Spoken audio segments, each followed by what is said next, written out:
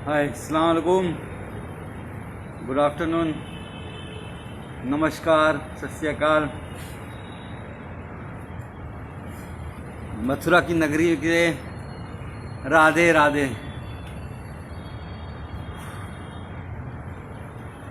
8 महीने का torture.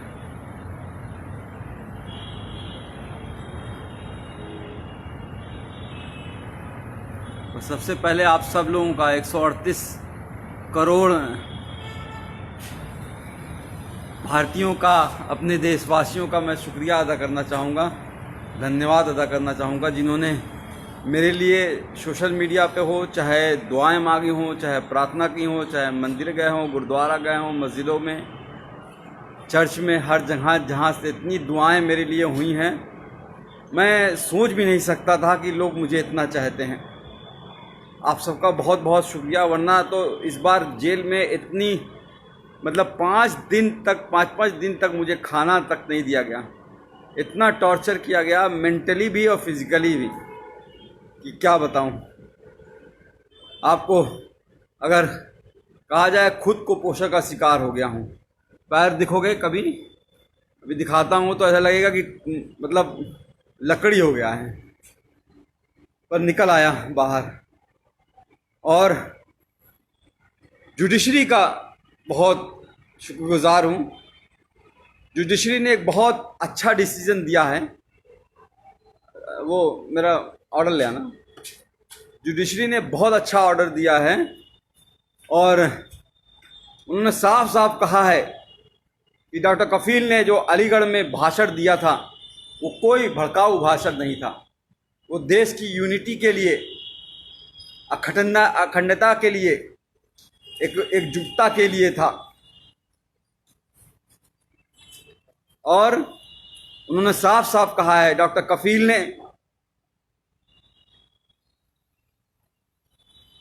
Health पे बात की है, एम्प्लॉयमेंट पे बात की है, एजुकेशन पे बात की है, रोटी कपड़ा मकान पे बात की है। हाँ, ज़रूर एनटीसीए के खिलाफ बोला है, एनआरसी के खिलाफ बोला है, पर यह भी कहा है कि जो भी प्रोटेस्ट हो, गांधी जी के अहिंसा के, सद्भावना के साथ होना चाहिए। कोई हिंसा नहीं होनी चाहिए। सबसे मिलकर, भाईचारे के साथ मिलकर सबको साथ आना चाहिए। फिर भी उसके बाद जिस तरह से मुझे टॉर्चर किया गया, मुंबई एयरपोर्ट से पकड़ के 48 घंटे तक इंटरोगेट किया गया। एसटीएफ की टीम ने ऐसे ऐसे सवाल पूछे, अरे आपने तो कोई पाउडर बना लिया है जिससे करोड़ों इंडियन मर जाएंगे। मैंने कहा, भैया मैं डॉक्टर हूँ बच्चों का, मैं कहाँ से पाउडर बना लूँगा। कोरोना की बात कर रहे हैं क्या? तो आप चाइना से पूछिए। आप सरकार गिरा रहना चाहते हैं, हमारे पास फ़ोन रिकॉर्डिंग, हमने कहा लाइए सुना दीजिए, एक भी सबूत आपके पास हो तो। मैं कोई पॉलिटिशियन तो हूँ नहीं। आप जापान गए थे, मैंने कहा हाँ, पाकिस्तान क्यों नहीं बोल दिया? अरे जापान कैसे, इंडिया से बाहर कैसे जा सकता हूँ जब पासपोर्ट मेरा जुडिशरी के पास जमा है। तो एक तरह से बहुत टॉर्चर किया। फिर जेल में रह के, जेल में ऐसी जगह रखा जहाँ पे 150 कैदी थे। वो 9 महीने का बीआरडी ऑक्सीजन ट्रेजिडी के बाद जो 9 महीने का दर्द था, उसको उससे ज़्यादा, उससे कई गुना, हज़ारों गुना ज़्यादा पतली पानी की तरह दाल, कच्ची रोटियां, वही सुबह शाम खाना है। जीना था। उम्मीद थी कि आप लोगों से दोबारा मिल सकूंगा, मुखातिब हो सकूंगा, आप लोगों से बात कर सकूंगा। और आप सबकी दुआएं काम आई। आज आपके साथ हूँ फिर से दोबारा।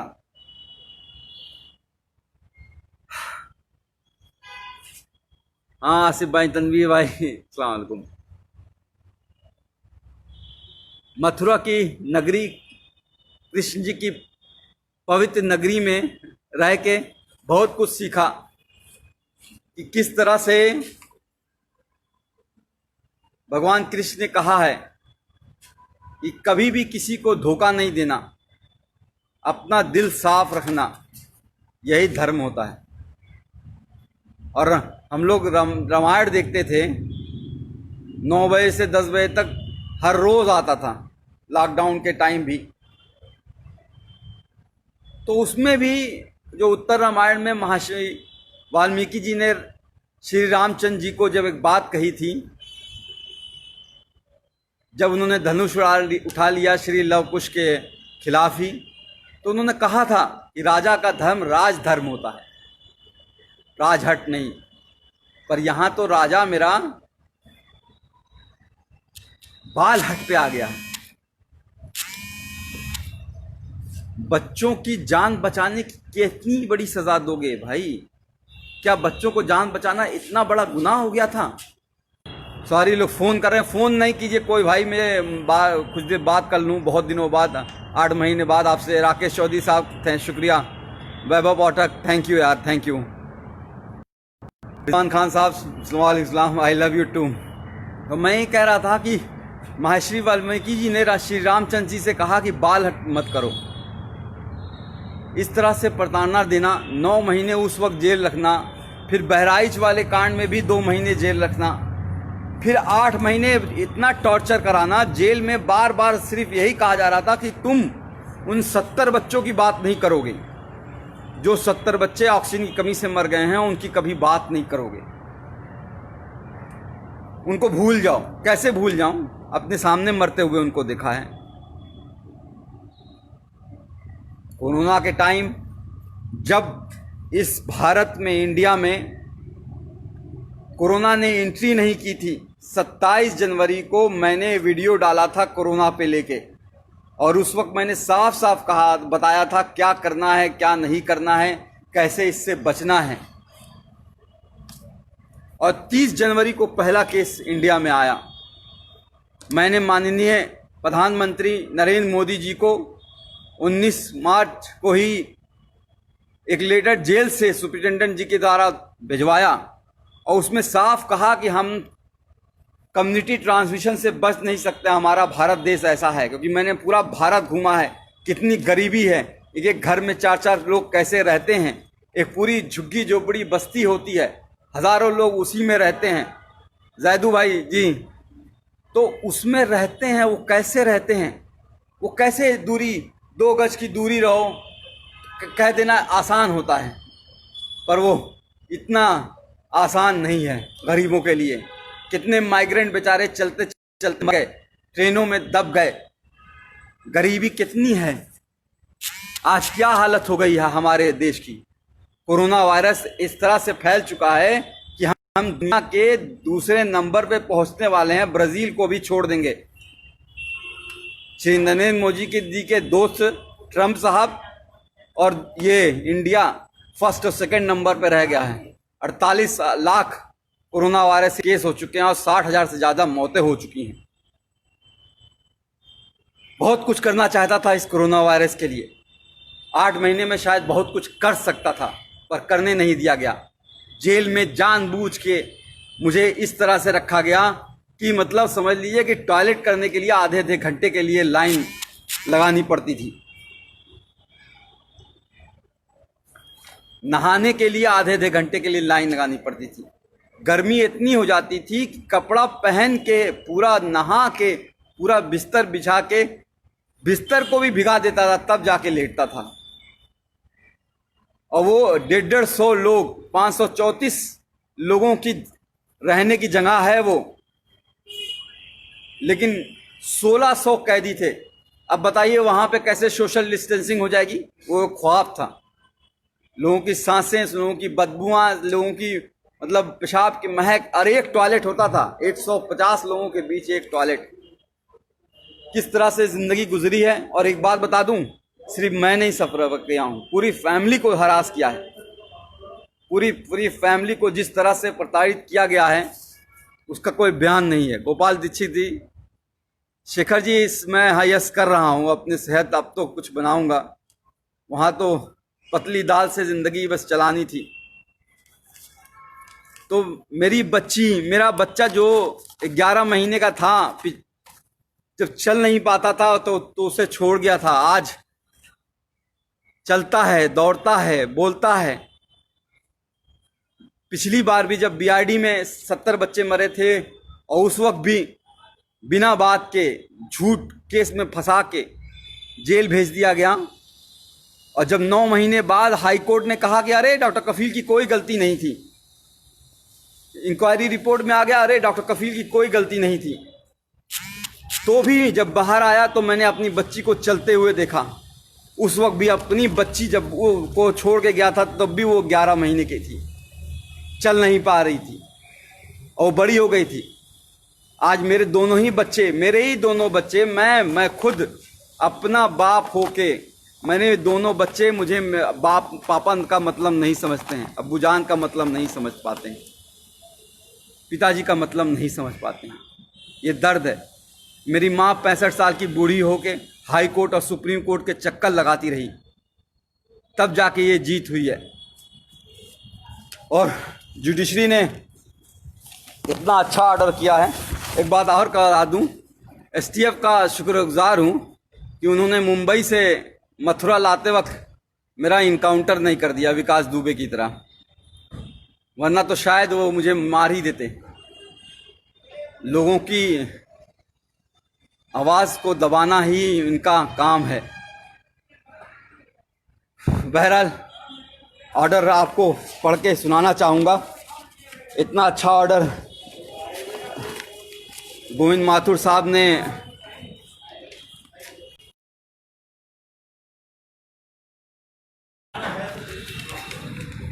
किया है। सुप्रीम कोर्ट का भी धन्यवाद करूंगा, वरना तो हाई कोर्ट में डेट पे डेट हर 14 दिन पे कैसे एक एक दिन कटेगा, एक एक घंटे कटेगा, ये सोचता था कैसे वो टाइम आएगा जब मैं बाहर निकल पाऊंगा, कब मेरी जज मेरी कोई बात सुनेगा। इसलिए हम लोग सुप्रीम कोर्ट, मेरी माँ 65 साल की बूढ़ी माँ सुप्रीम कोर्ट गई और मैं सुप्रीम कोर्ट का शुक्रगुजार हूँ जो उसने कहा कि 15 दिन में फैसला सुनाओ। और मैं चीफ जस्टिस गोविंद माथुर जी का हाथ जोड़ के शुक्रगुजार हूँ जो इन्होंने इतना अच्छा ऑर्डर दिया 15 दिन के अंदर ही, जिसमें साफ साफ लिखा है कि MBBS करने के बाद 2016 में मैंने ज्वाइन किया था, 2017 में घटना हुई थी, 1 साल का जूनियर था मैं, जूनियर मोस्ट डॉक्टर, और फिर भी उन बच्चों को बचाने के लिए जी जान लगा दी और उसके बावजूद उनको जेल भेज दिया गया। और ये नहीं, इसके अलावा नहीं, the petitioner and his other family member including the detainee were continuously harassed and victimized by the state authorities including the district administration Gorakhpur by several means। मेरे यानी कि मुझे ही नहीं, पूरी फैमिली को सरकार ने बुरी तरह से तोड़ना चाहा। मेरे भाई पे गोली मारी गई थी, आपको याद होगा शायद, वहाँ पे जहाँ पे चीफ मिनिस्टर खुद मौजूद रहते हैं 500 मीटर दूरी पे। आज 3 साल होने जा रहे हैं उस बात को, एक भी कोई गिरफ्तारी नहीं हुई और कोई चार्ज नहीं हुआ है। बहरहाल आते हैं हम AMU के जो लोग कहते हैं कि भाषण मैंने गलत दिया था उसके बारे में। कहते हैं कि मैंने भड़काऊ भाषण दिया था, कहते हैं कि मैंने 2 धर्मों के बीच, 2 रिलीजन के बीच एनमिटी, हेट्रेड, वायलेंस फैलाने की कोशिश की। पूरी स्पीच लिखी है उन्होंने, पूरी speech, the version of the speech, पूरी स्पीच लिखी है, एक एक लाइन लिखी है कि जो मैंने बोला है। और उसमें उन्होंने कहा है कि मैंने ऐसा कोई बात नहीं की थी जो कि किसी भी धर्म के बीच में नफरत फैलाए। मैंने बात की थी देश की अखंडता की, यूनिटी की, सद्भावना की। मैंने बात की थी एजुकेशन की, हेल्थ की, एम्प्लॉयमेंट की, इकोनॉमी की, रोड की, हाउसिंग की। मैंने बात की थी उन 70 बच्चों की जो बीआरडी में मर गए हैं। मैंने बात की नहीं उन 8 लाख बच्चों की जो इंडिया में मर गए थे उस साल। मैंने बात की थी कि हमारे 50% बच्चे कैसे कुपोषण का शिकार हैं। मैंने बात की थी कि इंडिया कैसे एड्स और HIV का हब बनता जा रहा है। मैंने बात की थी कि 72% ऑफ पॉपुलेशन हमारी अभी भी हेल्थ स्ट्रक्चर वहाँ पे है ही नहीं। आज हालत दिखाई दे रही है ना। आज कह रहे हैं हम इतना जीडीपी खर्चा करेंगे, 1% जीडीपी खर्चा होता था। एक गरीब को इलाज नहीं मिलता है और मर जाता है तो बेचारे कंधे पे लाद के लेके चले जाते हैं। उसके लिए लड़ा था, कैंप किया, पूरा इंडिया घूमा, 103 कैंप किए, 50,000 बच्चों को देखे, मुफ्त में दवाइयाँ दी। अकेले नहीं किया, बहुत से डॉक्टर्स, बहुत से लोग मेरे साथ शामिल थे, बहुत लोगों ने साथ दिया। पर हुआ क्या, उसको भी दबा दिया गया। इस कोरोना टाइम के मैं जब रियली काम कर सकता था, शायद कोई नई दवा खोज सकता था कोरोना के खिलाफ, शायद कोई नई वैक्सीन खोज सकता था, टीका खोज सकता था, उस वक्त जेल में डाला। बहरहाल बाहर आ गया हूँ, कोशिश करूँगा और फिर से मुख्यमंत्री योगी आदित्यनाथ जी से निवेदन करूँगा कि मुझे नौकरी पे वापस ले लें। 3 साल से सस्पेंड किए हुए हैं। कैसे ज़िंदगी चल रही है, कैसे फाइनेंशियल कंडीशन है, आपको बता नहीं सकता। सुप्रीम कोर्ट और हाई कोर्ट की फीस कैसे भरी गई है, बता नहीं सकता।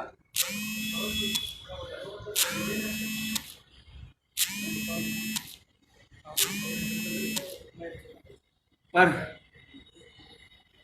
लड़ा, कहते हैं ना, इस जुल्म की दौर में जुबां,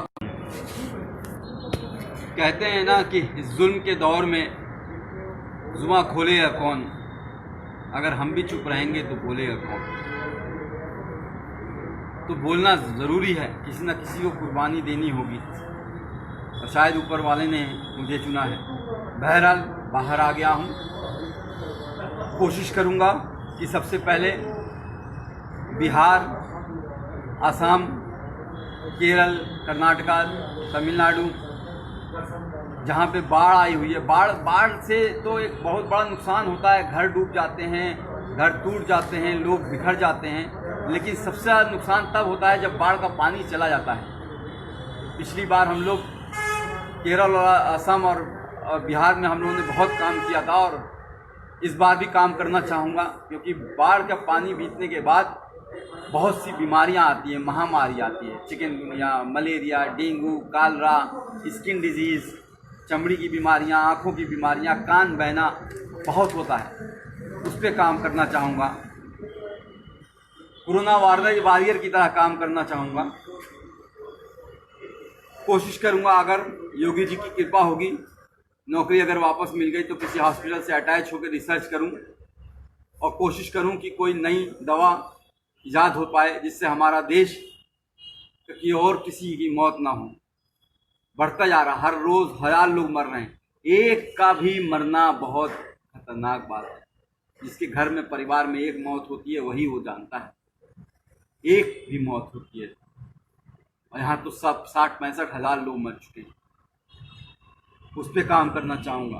और अगर वैक्सीन के लिए कहेंगे कि मैं गिनी पिग बन जाऊं, मेरे ऊपर रिसर्च हो जाए, मैं खुद टीका लगवा लूँगा, अपने आप को वॉलंटियर करूँगा मैं। ये मेरी नई योजना है। अभी कुछ दिन अपने बच्चों के साथ रहना चाहता हूँ, अभी तक मिल नहीं पाया हूँ। कल भी आप सोच लीजिए, कल 11:30 बजे डिस्ट्रिक्ट जेल मथुरा में ऑर्डर पहुँच गया था हाई कोर्ट का। डीएम अलीगढ़ को हाई कोर्ट का ऑर्डर मिल गया था, लेकिन फिर भी 12 घंटे तक ये लोग यही कोशिश करते रहे कि किसी तरह से कोई और केस में फंसा दें। जैसे इन्होंने पिछली बार अलीगढ़ में जब मुझे गिरफ्तार किया था मुंबई से, तो जब मुझे बेल 10 फरवरी को मिल गई थी तो 4 दिन तक कोर्ट के आदेश के 2-2 बार आदेश के बावजूद छोड़ा नहीं। मुझे इलीगली मुझे डिटेन करके रखा और फिर एनएसए लगा दी।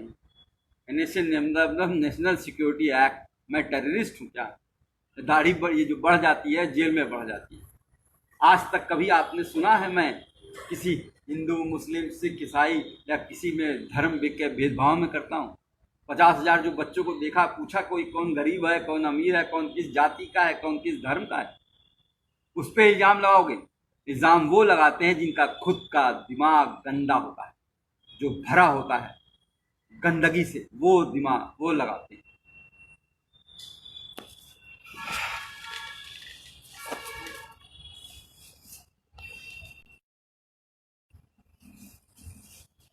अभी यूपी से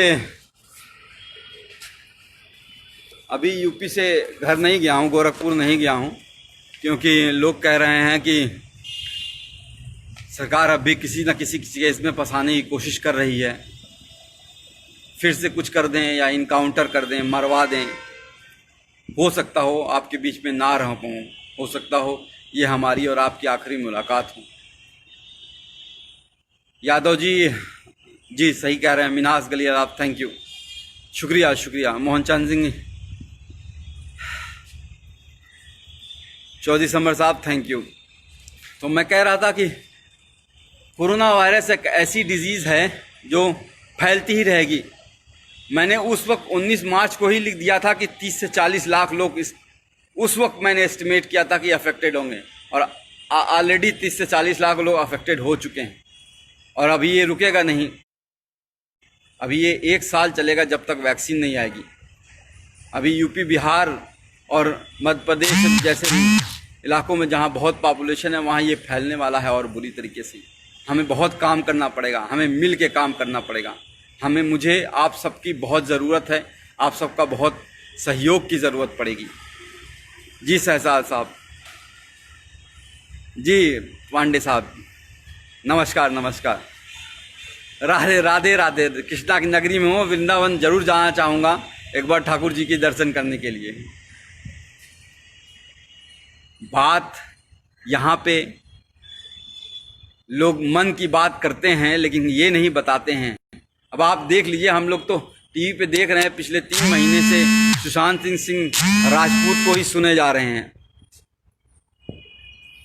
भाई फ़ोन नहीं करो, फ़ोन करने के वजह से बार बार पॉज हो जा रहा है।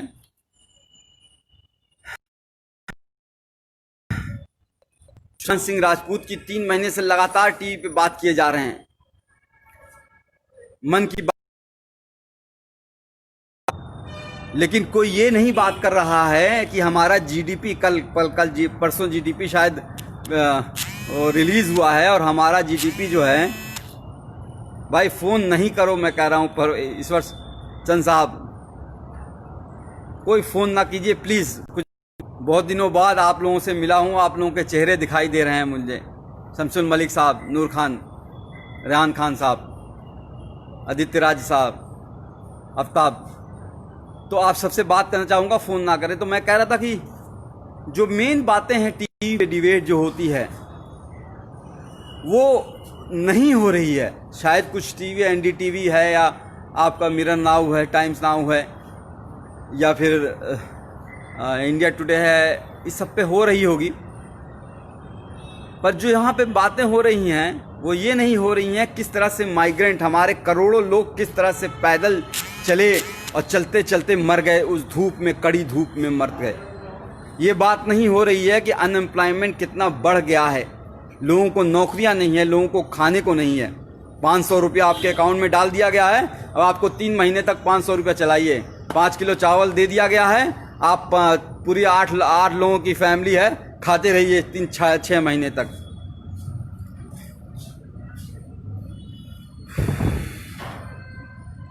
बात जो है रियल इशू पे होगी ही नहीं, एजुकेशन पे होगी ही नहीं, एम्प्लॉयमेंट पे होगी ही नहीं, हेल्थ पे होगी ही नहीं। हमारा जो कोई भी आप हॉस्पिटल देख लीजिए क्या हालत हो गई है। कोई भी सरकारी हॉस्पिटल में जाना नहीं चाहता है। आपने ध्यान दिया है, कोई भी बड़ा मंत्री, कोई भी बड़ा अधिकारी, कोई भी बड़ा जो है चीफ मिनिस्टर हो, या कोई भी हेल्थ, मतलब मैं नाम नहीं लूँगा, सब लोग वेदांता में जाके इलाज करा रहे हैं। वेदांता यानी कि नोएडा में करोड़ों रुपए का इलाज करा रहे हैं, लेकिन कोई भी सरकारी हॉस्पिटल में नहीं जाना चाहता है। क्यों? क्योंकि सरकारी हॉस्पिटल की हालत ख़राब है। वहाँ गरीब जाएगा, गरीब मरेगा, और गरीब मरता है तो मर जाने दो, क्या फ़र्क पड़ता है। तो जो लोग ये सोचते हैं कि बार बार जेल में डाल के, मार के, पीट के, तोड़ के, यहाँ मारो, यहाँ मारो, यहाँ मारो, उल्टा पटला रात को डंडे से मारो, गान लाल कर दो एकदम पूरी तरह से, पैर पे मारो, करते रहो, ये एकदम तोड़ दो इसको, तो वो शायद नहीं जानते हैं कि एक बात सिखाई गई थी कि डरना नहीं है। आई वोंट बेंड, मैं झुकूंगा नहीं। डरना आता नहीं हमें, चाहे जितना भी डरा लो। हर बार एक नई ताकत से उठेंगे, चाहे जितना भी झुका लो।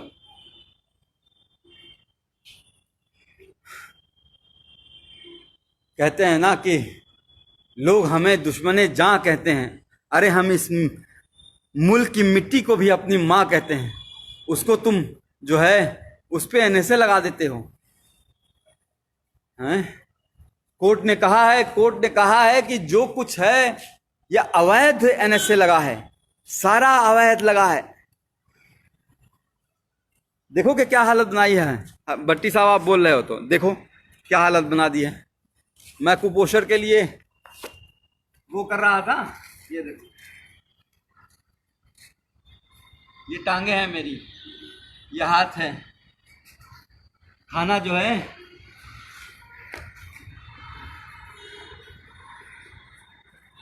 जिंदगी का, जो मैं खुद कुपोषण का बच्चों का इलाज किया करता था, आज खुद कुपोषित हो गया। घर वालों को किस तरह से परेशान किया गया है वो बता नहीं सकता। पर आप लोग जो 138 करोड़ देशवासी हैं मेरे, उन सब का साथ मैं कभी भूलूंगा नहीं। खासकर कुछ लोगों का जो लोग बहुत करीब थे, इंदिरा जयसिंह मैम, फुज़ैल अयूबी, इबाद साहब, मनोज पांडे, मनीष सिंह, एडवोकेट मनीष सिंह, दिलीप कुमार साहब, नजरुल इस्लाम साहब, और ऐसे बहुत से लोग हैं, बहुत से लोग। मीनाक्षी शुक्ला मैम, इरफान गाजी, हाँ अलीगढ़ के इरफान गाजी साहब, बहुत से लोग हैं। सबका नाम तो नहीं ले सकता मैं, बहुत से लोग हैं, 138 करोड़ लोग हैं, सबने बहुत मदद की है। सबका बहुत बहुत शुक्रिया। जल्दी बिहार आ रहा हूँ और जल्दी हम डॉक्टर कफील खान मिशन इस्माइल फाउंडेशन के तहत कैंप लगाएंगे। और इस बार एक बड़ी टीम बना के एक साथ कई जगह पे, असम, बिहार, तमिलनाडु, कर्नाटका, केरल, आंध्र प्रदेश, जहाँ पे, मध्य प्रदेश, जहाँ पे बाढ़ ने, पश्चिम बंगाल जहाँ पे तूफान आया हुआ है, अभी भी लोगों को घरों पे टूटे हुए पड़े हैं, हर जगह पे जाना चाहूँगा, पूरा देश जाना चाहूँगा। पूर्वांचल अपना, गोरखपुर अपना, उत्तर प्रदेश, हर जगह जाना चाहूँगा। पूरा भारत में टीम बना के हम इस बार एक बड़े लेवल पे कैंप करेंगे और इसमें आप सबका बहुत सहयोग चाहिए। मयंक वर्मा साहब, आप कुछ लोगों से बातें कर लेता हूँ। मयंक वर्मा साहब सही कह रहे हैं, दाढ़ी का कल काट दूंगा। बच्चों का इंतज़ार कर रहा हूँ, बच्चे आ जाएं, एक बार उनसे मिल लूँ, उसके बाद मेरी गोटी वापस आ जाएगी। अवनीश चौरा साहब, जी हाँ, बहुत मारा, फिज़िकली और मेंटली बहुत टॉर्चर किया। फिज़िकल में जो टॉर्चर होता है वो इस तरह से होता है कि शायद जख्म थोड़े भर जाते हैं, पर जो मेंटल टॉर्चर होता है वो बहुत दिनों तक रहता है, दिमाग ख़राब हो जाता है। इन 8 महीनों में देखिए किस तरह से झुर्रियाँ आ गई हैं, किस तरह से काले पड़ गया हूँ, किस तरह से जो है 10 साल बूढ़ा कर दिया है। जुबैर पीके साहब, बोलना ज़रूरी है। बोलेंगे नहीं तो कहते हैं कि बोलेंगे नहीं तो किसी को तो बोलना पड़ेगा, सब तो चुप हैं, किसी को तो बोलना पड़ेगा। जैदू साहब, आपने वहाँ से बैठ के, हाँ, इंडिया से बाहर गल्फ कंट्रीज़ में, यूएस से, यूके से, कनाडा से, स्विट्ज़रलैंड से बहुत से खत मेरे पास आया करते थे वहाँ पे जेल में। उन सबको बहुत बहुत शुक्रिया है। शेर खान साहब, सत्य की जीत होती है, सत्यमेव जयते। हमें अपने कॉन्स्टिट्यूशन में, बाबा साहब अम्बेडकर के कॉन्स्टिट्यूशन में बिलीव करना है और उसी की वजह से मैं बाहर आया हूँ। कुछ लोगों ने सरकारी एजेंसियों को जिस तरह से अपने कब्जे में करके लोगों को प्रताड़ित करते हैं वो सही नहीं है। ऑटोक्रेटिक, हमारा देश डेमोक्रेटिक है, तो डेमोक्रेटिक कंट्री है, तो डेमोक्रेटिक कंट्री में आपको फ्रीडम ऑफ स्पीच एक आर्टिकल 21 में दी गई है, लिबर्टी, स्वतंत्रता, समझ गए? तो बोलना ज़रूरी पड़ेगा। हम नहीं बोलेंगे, कुर्बानी देनी होगी, किसी ना किसी को कुर्बानी देनी होगी। Mohammed Kalapatti, from Dubai, all the best, thank you. मैंने कहा ना, गल्फ़ कंट्री से बहुत प्यार आया, बहुत मिला है। केरल के लोगों ने बहुत सहयोग किया हुआ है, पूरा साउथ ने, पूरा नॉर्थ ने, पूरा सेंट्रल ने, बिहार के लोगों ने जिस तरह से आंदोलन चलाया, पश्चिम बंगाल में जिस तरह से आंदोलन चला, असम में जिस तरह से आंदोलन चला। अब अभी हमारे कई भाई अभी बहुत जेल में हैं, उनके लिए हमें आवाज़ उठानी पड़ेगी। मैं बच्चों के साथ नहीं हूँ, चूँकि कल रात में पुलिस की घेराबंदी हो रही थी और कुछ और बातें हो रही थी जिसको हम डिस्कस नहीं कर सकते हैं, तो इस वजह से अभी बच्चे मेरे पास पहुँचे नहीं हैं। मैं अभी अपने बच्चों को देख नहीं पाया हूँ, आंखें तरस रही हैं, गले मिलना चाहता हूँ अपने बच्चों के साथ, अपनी माँ की गोद में लेट के रोना चाहता हूँ, सीरियसली रोना चाहता हूँ। तब जिस तरह से जिंदगी कर दी है, अपने ही बच्चों को से दूर कर दिया है। एक बार उनसे मिलना चाहता हूँ, एक बार माँ की गोद में लेट के सोना चाहता हूँ, सुकून की नींद सोना चाहता हूँ। यार पता है जेल में क्या होता था, हर 2 घंटे पे पहरा लगता था। हाँ साहब, भी 146 कैदी नसर नमहबंदी सकुशल हैं। 6 बजे सुबह, 5 बजे सुबह लाइन लगाओ, परेड लगाओ। 8 महीने तो मैंने अभी 4 पन्ने के लेटर में शायद लिखी है, आप लोग को शायद मिलना होगा। चंद मित्रा साहब, थैंक यू। मुदस्सी साहब, बुशरा, दीपक यादव, अमजद, पंडित जी, तैयब खान, रोहित, शुभम, जयप्रकाश चाचा, ब्रिजेश सिंह की बड़ी याद आई जो गोरखपुर में थे, योगेश सिंह जी, सब आप लोग का, सब लोग का बहुत बहुत धन्यवाद है। कुछ और पूछना चाहेंगे कि फिर मिलेंगे?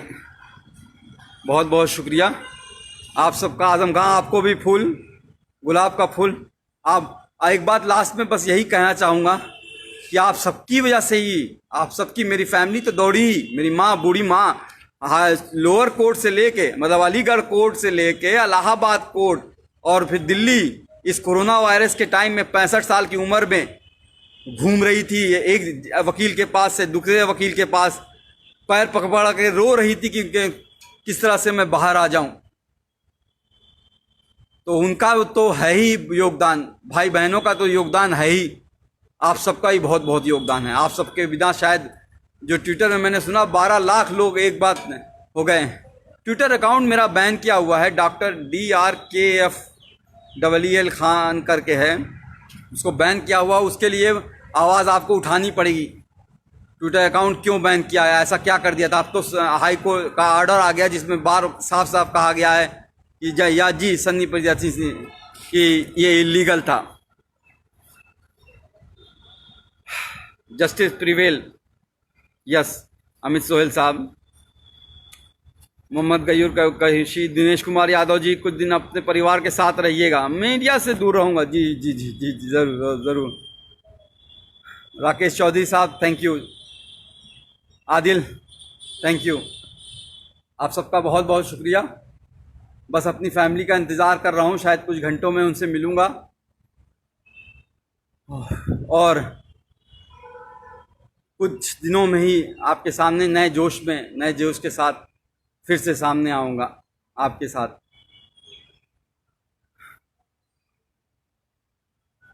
जी मैथ्यू साहब, मृदुला हाउ आर यू?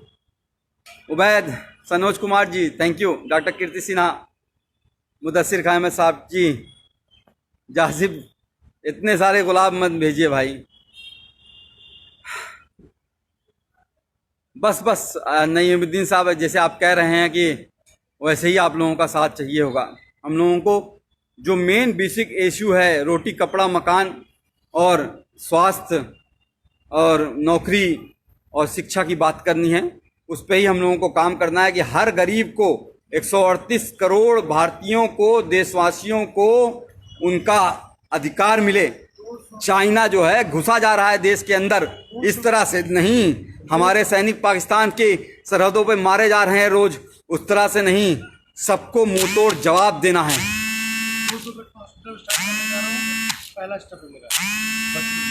पिछली बार मैंने जो है इंकेफ्लाइटिस बेड का एक हॉस्पिटल 500 बेड का इंकेफ्लाइटिस बेड का स्टार्ट करने वाला था उस वक्त डॉक्टर कफील खान मिशन इस्माइल फाउंडेशन के हिसाब उससे फिर से कोशिश करूंगा स्टार्ट करूं, और जहां पे हीरू यादव लश्कर साहब फिर से स्टार्ट करूंगा और कोशिश करूंगा कि ज़मीन जल्द से जल्द ले लूं और हर गरीब का वहाँ पे फ्री इलाज हो, वैसे ही जैसे बड़े बड़े हॉस्पिटल में नोएडा में और गुड़गांव में और दिल्ली में और अहमदाबाद और कोलकाता और में होता है, फ्री में, मतलब कंसल्टेशन से लेके हर चीज़, दवाई और खाना और रहना सब कुछ फ्री होगा, आना जाना तक फ्री करेंगे इंशाल्लाह।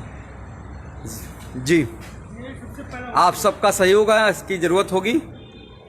जय हिंद, जय भारत, जय मूल निवासी, जय भीम, वंदे मातरम, जय समाजवाद।